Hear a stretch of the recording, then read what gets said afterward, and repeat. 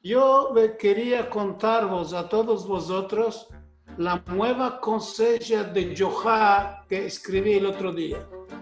Yoha, desmazelado, se levantó a las 5:30 de la mañana, se fue al supermercado de Batiam antes que empiecen las cosas, las restricciones de entrar, de salir, etc.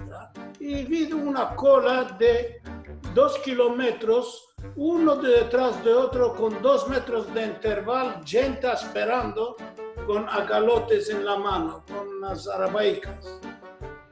Y a poco, él se pasó, él como es de minudico y chiquitico, se pasó por aquí, se pasó por allá, justo que va a venir cerca de la puerta, había ya un grande hombre mancebo que lo aferró del garrón, la levantó en pies y dijo: ¿tú dónde estás haciendo tu ancina?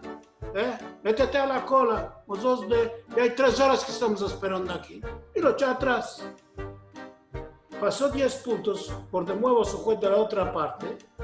Otro baraján lo aferró y le dijo: ¿dónde te estás haciendo tu choja? Hay de meterte atrás. En eso que está tornando, que no sabe cuál lo va a hacer, lo ve a Abraham, al vecino de casa. Y Abraham le dice: Johan, ¿no te avergüenzas que estás metiéndote en primera línea cuando como vosotros no queréis esperar en la ciudad, y cuando te viene la ciudad vas, empleas? Ya lo sé, hermano, pero vos que no les puede hablarles, no me dejaron hablar.